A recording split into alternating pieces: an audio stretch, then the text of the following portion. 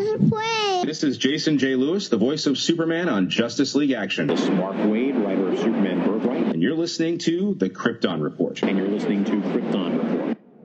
Up in the sky, look! It's a bird. It's a plane! It's the Krypton Report! The All Things Kryptonian podcast, including Superman and Supergirl. We discuss games, movies, cartoons, TV shows, and comics. Find us on Facebook, Instagram, YouTube, and Twitter. Welcome to the Krypton Report. And man, James is here with me, and we got a lot of stuff to talk about. There's been a lot of news and some comics come out. So we're just going to kind of jump into it and, just kind of see what's up, all right? So it's official. DC Universe is parting ways as we know it. It will become the comic app DC Infinity starting in January that we've kind of predicted, and DC Universe Infinite. Yeah, what did I say, Infinity? Jesus, there's too much stuff to get straight. There's certain words that just keep getting recycled. It said all original programming is going to move to HBO Max, and then it said even the older stuff too. So we're just going to have to wait and see. And if that's the case, I'm fine with it. Oh yeah. It's because I'll still maintain like my DC Universe HBO Max bundle, and I'll read comics and I'll do whatever else is available on DC Universe, and I'll watch my DC shows on the DC tab of HBO Max. It'll be $7.99 a month for their comic subscription, and they're supposed to put newer comics sooner, 6 months after they hit the stores. Right, because right now it's 1 year, and that's what it's been since they dropped all the comics on there. It's been 1 year from the time it's released physically, but I think they're changing that up to match Marvel Unlimited, which is 6 months, I believe. That's what I've heard. DC Universe Infinite will launch January 21st, 2021. It's a great press release. I suggest you go out and read it, check it out. It's a lot, but my biggest thing was, the older stuff like Superboy and the old Shazam and old Wonder Woman, from the 70s. Like, is that stuff going to HBO Max? And if it is it going to stay there? Because... Well, the thing... I know a lot of those services, a lot of things go on and off and stuff. Exactly. But the thing is, with those old shows, they don't have any circulation just about anywhere. Exactly. So, since they've been on DC Universe for the last 2 years, they haven't gone anywhere. But once again, for example, HBO Max, one of the big selling points was Harry Potter. The only place you can stream Harry Potter. And they're all gone now.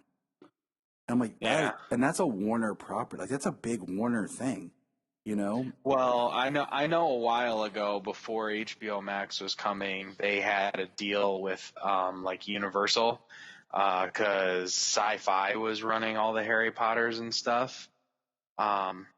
So I think they did kind of be able to have it for a period of time, but they had prior contracts out there before that, and that's still how these companies continue to pull revenue from these properties like Harry Potter.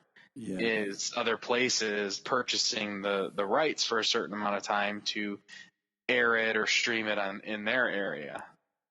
So Warner Brothers is making money from that. I just want, because I love being able to go to DC Universe and having stuff that I can just enjoy. Yeah. That's there, that I don't have to worry about coming off and coming on. And I get some things leaving. I agree. I'd like to just be able to go on and do it if it, if it should be there and one day it's not. I would definitely. Even newer stuff like, Krypton being on DC Universe. I just... Because that's the big thing is, I get tired of things I want to see and older things I'm working through, and then they come and go. So we'll That's the see. streaming age, but that's why that's why me and you are such big proponents of physical media, because And I have, if I mean, we want to watch it, it's there. I have, most of the stuff that I like to rewatch and rewatch on physical media, physical media, but not everything. But I own Krypton on digital. Right. Thank you, iTunes gift card from work. But yeah, we'll just wait and see, because I mean we bring this up because we got announced that Harley Quinn is getting a season 3. So we know, and we're hoping that with the move to HBO Max that'll bring out more better quality for Titans. Just budgetary stuff. Hopefully, yeah. And then so Titans season 3 is going to be on HBO Max. Harley Quinn got announced for season 3. That's going to be on HBO Max. We already knew that Doom Patrol is getting a season 3, and that's going to be on HBO Max. And more than likely,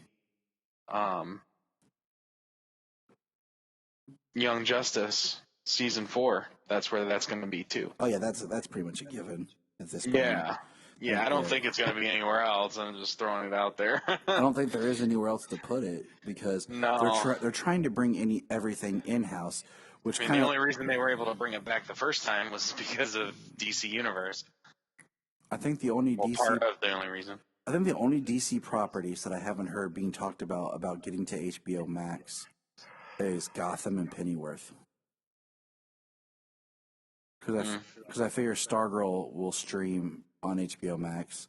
Then after it airs on CW, it'll stream on HBO Max. Well, that's probably why we wouldn't get Batman 66 on there either. That's the other one. Yep.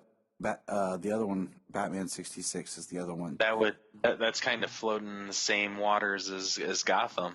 Yep. And Pennyworth. So those 3 are like the properties that have no tie yet to HBO Max, and Smallville. But I figure that eventually will. Smallville will probably eventually go over there once it's obvious its obvious long-term Hulu contract was set, because it's been on there for years.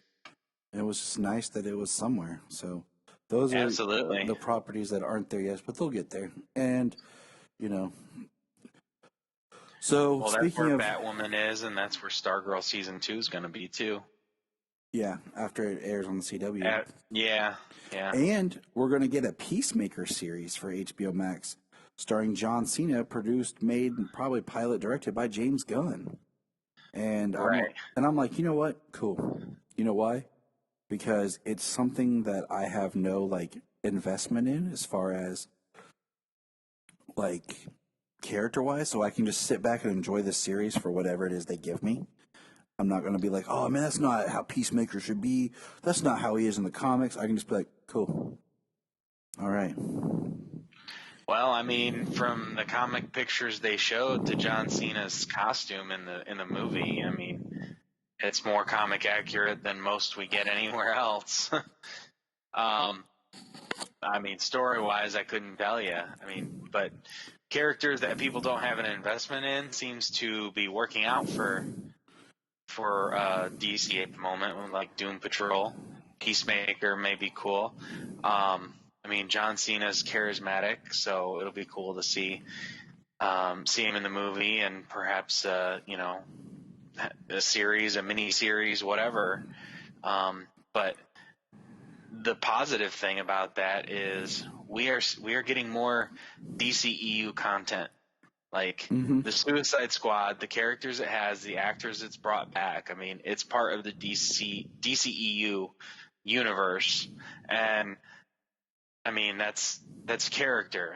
They're still doing things with the DCEU. Yep. So it's not anything that's done just because like people were focused on, say, the Snyder Cut. Like the DCEU is still moving forward with a lot of movies and stuff, and now an HBO series that's like directly linked. Mm-hmm. So it is nice to have. Yeah, they've got a lot of properties to be able to mine for miniseries over there on HBO Max for DC characters. So Peacemaker is coming to HBO Max. All right. So I mean, that's all you can say. All right. let's see what else here. Trying to keep a connective thread here. Okay, we'll stay on HBO Max. So there are some reshoots of additional footage for Justice League: The Snyder Cut, supposedly having Cavill, Gal, and Affleck are the only ones that I have heard. But yet, it still hasn't been confirmed if Cavill is. But I saw Fisher's supposed to be doing it too. Is he? Yeah. And I mean, I saw Fisher was supposed to be doing it, and the one thing that I seen for Cavill who was saying wasn't like who was maybe not doing something. From what I have heard, that excerpt was taken from an interview back during like the press push for Enola Holmes and stuff, like stopping people from trying to turn the conversation over to DC and Superman. He kept it on Enola Holmes. So exactly. So we're gonna get some reshoots for additional footage, which makes sense when they've structured and changed, to a mini series. So awesome. I'm not gonna hyper over it. I'm not expecting like, oh, they're gonna make Justice League 2. I'm just like, okay, cool. It makes sense. They're gonna throw in some stuff there, and yeah, what was said what was said maybe during these this additional photography, not reshoots, additional photography, adding scenes in, like you said, like laying some groundwork to make it a mini series because it was designed to be a movie, an epic movie, and then additional photography could possibly, and this is just wishful thinking, lay seeds for anything that may actually build into something again. Hopefully, I hope it's not Zack Snyder's last thing in the DC universe, but that's just wishful thinking. But it's possible that additional footage could lay some of that groundwork. Mm-hmm. So that would be amazing. But yeah, so I'm not overthinking it. Keeping now in the DCEU, we have our Hawkman.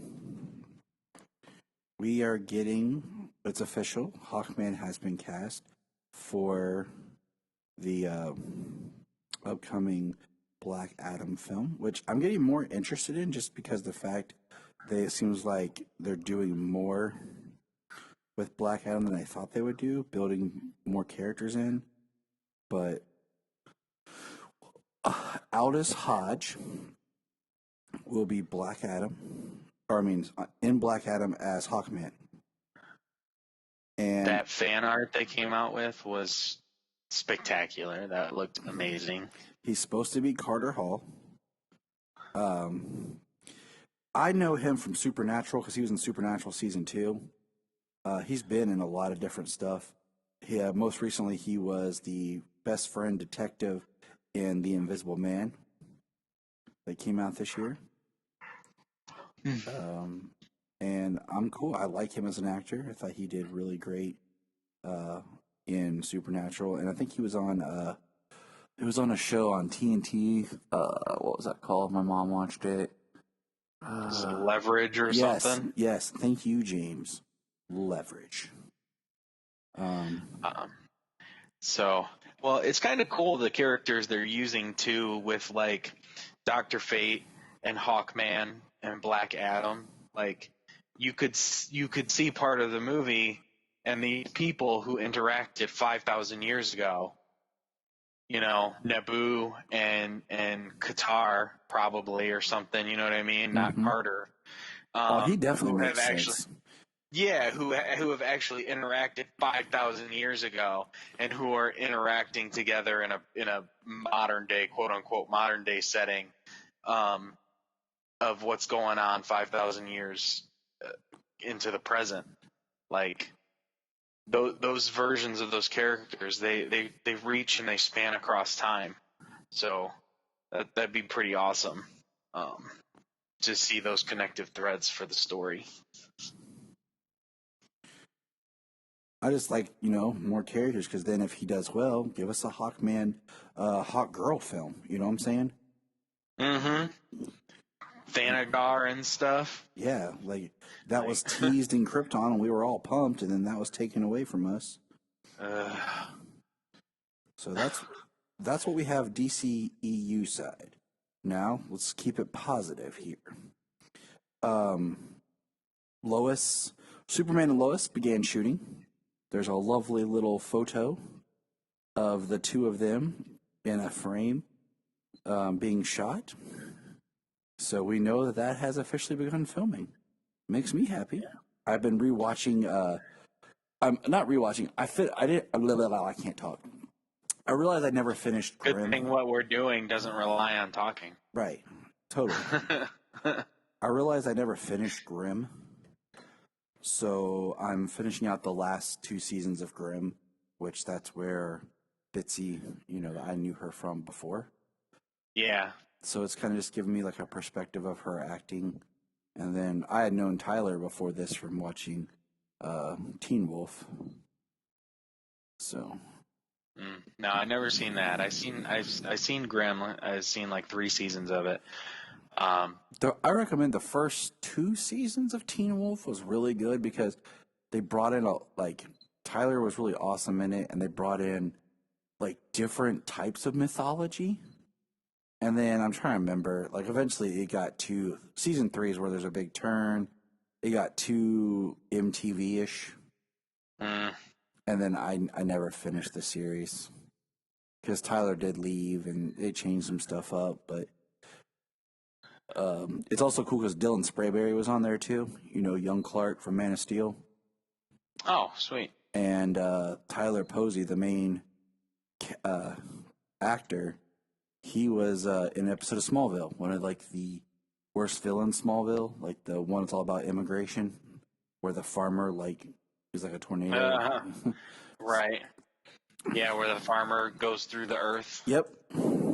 Tunnels through like the Tremors. Yep. Tremors. And then, okay, we got our first look at the new Batwoman.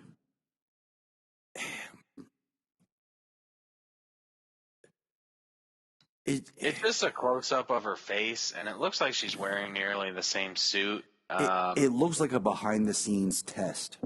Yeah. Like, almost like this was her audition. Like, because she doesn't look like she's posing. Her face looks kind of blah. She doesn't have any black makeup around her eyes. Like, it looks almost like this is a scene from, if you would have shown us a picture first of when Kate put on the suit the first time before she actually put on the red wig and everything like that. Well, when we also got the first official image of Kate, like, that was the first time, like, they nailed it. You know what I mean?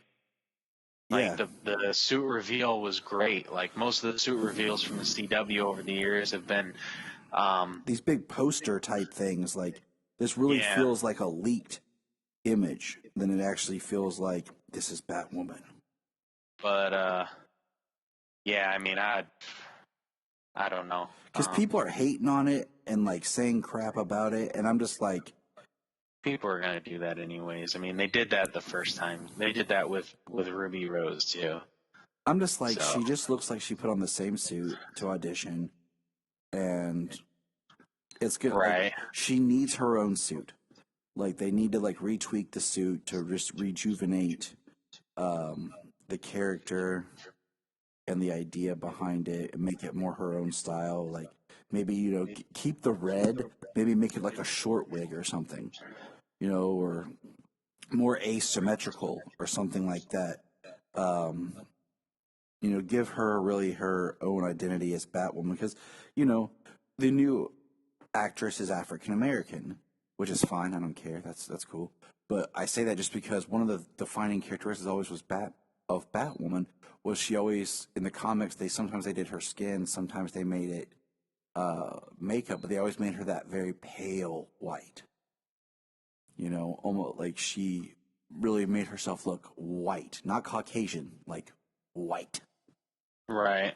So that was always a defining characteristic of Batman, or Batwoman, sorry, was the pale white and then like the red. Because she had the bright red lipstick, the bright red hair. It was all about pop, pop, pop. And now that dynamic of the costume changes. So they need to reinvigorate her. They just need to reinvigorate the character, the look, the feel, everything. Well, I'm going to catch up on the first season because I didn't finish it. I'm going to catch up on the first season because I'm still going to need to know where the characters who are still around are going to be when the season starts. It's just good. It's going to be such an interesting approach because everything they built with that character is gone. Everything in Batwoman revolved around Kate's family. Her father, conflict, right. her ex relationships, her sister, her stepsister, her cousin, and then her Bruce. cousin Batman. Being everything revolved around this familial tie and why the Bat identity. And now we're changing all that, which can work, but it's just going to be weird because, I was watching Crisis and they had the Justice League shot, and I'm like, well, that's all going to change. And you know why it's all going to change? Because it's not the same Batwoman. It's not the same Batwoman, and to cap it all off, we found out that this is going to be the last season of Supergirl. Season 6 is going to close it out. Which, speaking of, they just started filming today. They just began production today. Which is exciting. I know Melissa just gave birth a couple of days ago, which is crazy. So hopefully they're, really shooting. I'm sure a lot of her stunt double is going to do most of the physical work, and she'll be in there doing the close-ups and the lines and things like that for a couple of weeks. And here's my thing. Right now I don't feel that with the premiere of Supergirl and Lois and them, canceling Supergirl as they got what they wanted. They always wanted Superman. I don't really feel like that is what's going on. I kind of feel like, in a way, Supergirl's run its course. They've mined Superman stories for so much of that series. And I'm thinking that maybe there's something in there because, I have the tweet that Melissa sent out after it was announced, and she put, "I'm so excited that we got to plan our conclusion to this amazing journey. I cannot wait for you to see what we have in store. I promise we're going to make it one hell of a final season." So they're going to go out with a plan, which is awesome. 6 seasons, awesome. Well, if it's going to be your final too, you can really build the whole story of the season to a satisfying conclusion, hopefully. And this podcast was built on the initial spark was the idea that it was going to be a spinoff of how we had on Southgate the Flash Arrow Power Hour, which I took part in, and this was going to be the Supergirl show. And then when they officially were still pushing Krypton, we were going to do that. And then of course we've taken it and made it more about just Superman, Supergirl, everything. And so it is kind of like a huge chapter of our podcast ending that this is happening. And it's kind of crazy. that we're approaching the end. This will be our second Arrowverse show ending, but it's kind of like they're getting to be at that point. Which one is after this? The newest ones we have are technically Stargirl, Black Lightning, and now Superman and Lois. All good things must come to an end. Legends is going to be doing 6. Flash is going to be doing 7. How much longer is Flash going to be on? There's so many speedsters. Like, they could change the Flash up. Honestly, I mean, they haven't touched on Bart or Impulse. They haven't. If Grant wanted there's quite a bit. If Grant wanted out, like you said, they haven't touched on Bart. And this is my quick 2 cents without really having any context is, with Supergirl ending, I think maybe the storyline involves around something where she goes to the future to be with the Legion, kind of like she did in Smallville. She's done in the comics. She goes, because we're in a post-crisis now, so that can affect Mon-El and Imra. Then maybe she goes to the future to be part of the Legion and live with Mon-El. And that's how they close it out, so that if she ever wants to come back and guest appear on Superman and Lois, like she could. The character's not going to die. So I don't think killing off the character is the way to go. Oh, no. I mean, I don't really hope they don't decide to have Supergirl fight Doomsday. You know what I'm saying? Well, for Arrow, it was a very good final season. In most respects, I mean, they built up to Crisis. They had a lot of familial interaction, and Oliver stepping into that role of being the father and to his children, and Felicity, and to pass the torch on to the next leader of the heroes, basically. The final season was pretty good. I was not the biggest fan of, how they killed him twice. Yeah.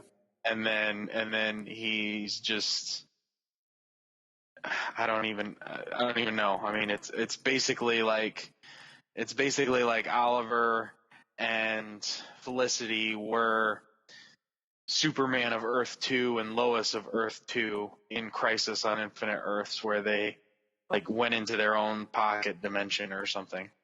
Yeah, I mean, I was kind of, not to get tangential, but I was bummed with the way the last season of Arrow went, because you wasted one episode with a backdoor pilot that pretty much that series I don't think is going to happen, because they've never talked about it since. No, but that was a good episode. It was, but it made no sense, because when we don't have to divulge, but there was things in it that didn't quite make sense for what was going on, the way they had structured it. But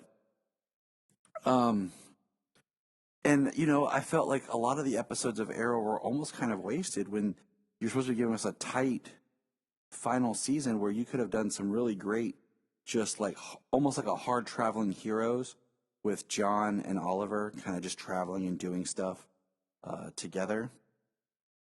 Even if they were traveling the multiverse. Right. And that's what I thought we would have got more of. So it is what it is. If it wasn't CW writers, we probably would have gotten that. But Supergirl comes to a close, and I'm just hoping, like I said, that they just give her a really great send-off. Yeah. I don't think they're going to kill the character, and there's precedence for other things for that character, especially going out of the timeline or going to the future. I don't think they're going to kill her. The only thing I can think of why people would even suggest that the hero of the story is going to die in the end would be because of what they did with Arrow. That's why I think they won't do it. But I don't think that's going to be the case. And I mean, Supergirl couldn't last. Back to where you said, oh, now they got Superman, and Supergirl couldn't. I don't think Supergirl could. It's great. It was a great run. I don't think Supergirl could last like 8, 9, 10 seasons, with as heavy-handed as the show has been in the past. Mm-hmm. Like it's hard. It would be hard to keep up that type of drama and emotion that they've given all the characters over the years. Totally.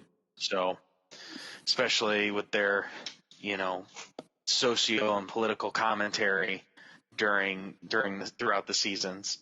So, for it to get 6 seasons, I mean, that's great. And I'm looking forward to watching the final season with them knowing it is. And, maybe some of these shows will actually have a little more in their budget because they're not funneling money to this large crossover event where, they have to bring so many people together, because they're still not doing that mass gatherings of people. They're not going to get a whole bunch of people like that working on a show, like this mass group of people that's 4 times larger than normal to do this. You know what I mean? So hopefully that'll translate into the budget for these shows individually. I agree. So Hopefully. let's jump into some quick comic book discussion. James, what do you think of Superman 25, the extra-sized anniversary issue with the introduction of Sinmar? Yeah, the introduction of Sinmar was interesting. It was weird. I'm going to tell you flat out. The way that the beings were, like the way they talked, and like I was that confused. was the weird thing. I was confused half the time because the way they referred to themselves, what was actually going on with their story, like how they were trying to basically parallel, like they wanted to create their own Superman, and they're like, it was weird. I thought it was very shallow writing. Calling Superman a light god. Yeah, like it was like I felt very forced, like they're trying to create this new big deal, and then like I didn't like it. What I liked about the book actually was, and I'm gonna pull it out here, was I really enjoyed the Clark and Lana story. Just friends, recounting stuff, spending time. I really liked that.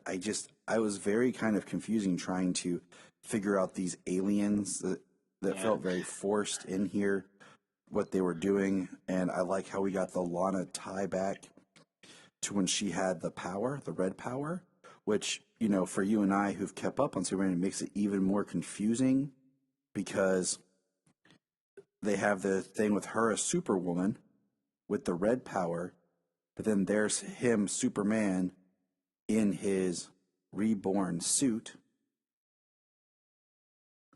which was after she had lost the power. It's just like, oh my gosh, like what? Oh, was the suit after she lost her power? Cause, yeah. I mean, I know that was in the early days of Rebirth. Yeah, it was in Rebirth, and she lost the power, because the energy eventually went to wherever it went, which is what helped bring about the Reborn storyline. Oh, okay, that was the red energy that came back and merged the two. It was part of it, yeah. So, I mean, it's just one of those things I was just like, okay, I'm just going to let that slide.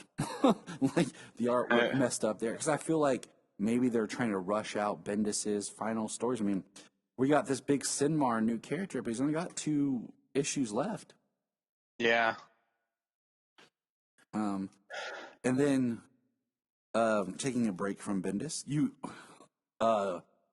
Batman Superman number 12 hit, man. And this book's been pretty good. Yeah, I'm actually frustrated. I didn't get to read that because second week in a row, my comic shop forgot to grab me one of my books. So I think that's one that you and I, when you do read it, we'll come back to it because I think we're going to kind of keep up on it. Since right now we don't have a Supergirl book, and we're going to really do a lot more with the comics. And It's especially, kind of cool how she came back from her space stuff into the infected stuff, and then now, like, it translated it just moved over to her being on Action, which was cool. I liked Action. I liked the cover of this Action. I liked that we have Lois in there with Superboy, Supergirl, and Superman silhouetted. And then, so this issue, I did not like the first couple of pages, how they pretty much set up the crime syndicate in the first part. Yeah, they did set up the crime syndicate, and was that Leon? Was that supposed to be Leon from Earth? Is she from Earth 2? So maybe that's kind of what I was. Earth 3. That's what That's what I'm wondering, and that's what I'm thinking. But I kind of wish they hadn't shown the crime syndicate, because then when we get later this creature thing that's going to fight Superman and Superboy and everything, and we see a scene where they punch it, and I'm trying to find the page. It's on page, if you're looking at the book, it's like a splash, but you can see, looks like they catch Ultraman. Like he gets pushed out of it or something, because the colorization is interesting. Or it could just be a fault in the art color. But we see something's going on inside this entity. You know what else is heartbreaking about this book? Is all the ads for Wonder Woman 84 coming out in October. Yeah, October 2nd, which would be this Friday. Which is Jania's birthday. But we have, this issue, we have Connor is down. And then there's something about Leon's going to prove that Lois isn't from this Earth, which is impossible unless, like you said, Leon's the one from the alternate Earth, and she's going to pull some crap. So, I mean, in a technical sort of sense, Lois is not from this Earth because her and Clark came from another Earth, but they also did kind of merge and get reborn with the people from this Earth, from that Earth. So, exactly. The Lois from that Earth, is one with her. Like she is the blue and the red Lois. Like Superman's the blue and the red Superman. Exactly. That's what I'm saying. It would be impossible for her to prove. It would just be. It's just, I think, like you said, it's going to be Leon trying to just pull some stuff with what she's done herself. Yeah.